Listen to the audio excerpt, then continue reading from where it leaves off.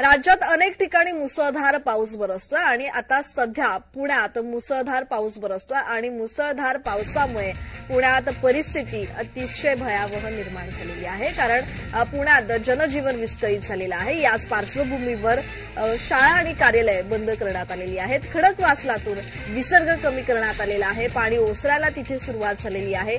खडकवासलातून 15,000 क्युसेकने आता विसर्ग सुरू आहे। सुरक्षित स्थळी स्थलांतर करण्याचे प्रशासनाने आवाहन केलेलं आहे। पुणे शहरात पावसाने चांगलाच धुमाकूळ घातला असून अनेक भागातील रस्ते पाण्याखाली गेलेत। पुण्यातील शनिवार पेठेत असलेल्या ओंकारेश्वर मंदिरात पावसाचं पाणी शिरलंय।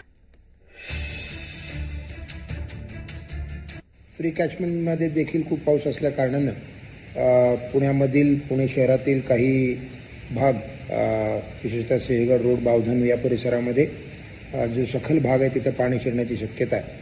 आणि या पार्श्वभूमीवर आम्ही जिल्हा प्रशासनानं खेड जुन्नर आंबेगाव येथील घाट माथ्यावरील जी गावं आहेत त्या गावातील शाळा मावळ मुळशी भोरवेल्ला खडकवासला पुणे शहर आणि पिंपरी चिंचवड शहरामधील सर्व शाळांना आम्ही सुट्टी जाहीर केलेली आहे। माझी पुणेकरांना हीच विनंती आहे की आपण थोडी काळजी घेऊया। रेड अलर्ट जाहीर केलेला आहे। माननीय जिल्हाधिकारी असेल, पुण्याचे महापालिकेचे आयुक्त असतील सुहास दिवसे आणि राजेंद्र भोसले, मी दिल्लीत असल्यानं अधिवेशन सुरू आहे संसदेचं, तरी सुद्धा पहाटेपासून या दोघांच्याही संपर्कात आहे। सगळ्या यंत्रणेचा आढावा घेतोय। डिझास्टर मॅनेजमेंट असेल, फायर ब्रिगेड असेल, पोलीस असतील, ही सगळ्या यंत्रणा काम करतायत आणि निश्चितपणे ही सगळी मंडळी आता फील्डवरती आहे। परिस्थिती अत्यंत आटोक्यात आहे, पण पुढच्या काही वेळेमध्ये अधिक पाऊस होण्याची शक्यता आहे असंही सुहास दिवसे यांच्या बोलण्यातून आलं आणि त्यामुळे यंत्रणा सतर्क आहेतच, पण नागरिकांनी सुद्धा काळजी घेतली पाहिजे।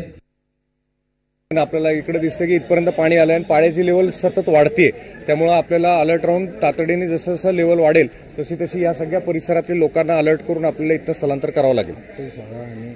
त्यासाठी आपटे शाळा आहे, तिथे सुद्धा आपण आपटे प्रशाळामध्ये सुद्धा सांगितले, तिथे सगळी व्यवस्था करायचं काम सुरू झालेलं आहे। आज महाराष्ट्र, तामिळनाडू, भारतातल्या अनेक भागातली लोक आज अडचणीत आहेत। मला असं वाटतं हा राजकारण किंवा कुठल्याही मंत्र्यांवर बोलायचा किंवा टीका करायची वेळ नाही। आज लोकांना मदत करायची वेळ आहे आणि आम्ही पूर्ण ताकदीने आमची संघटना आज सरकारबरोबर लोकांना उतरून मदत करणार।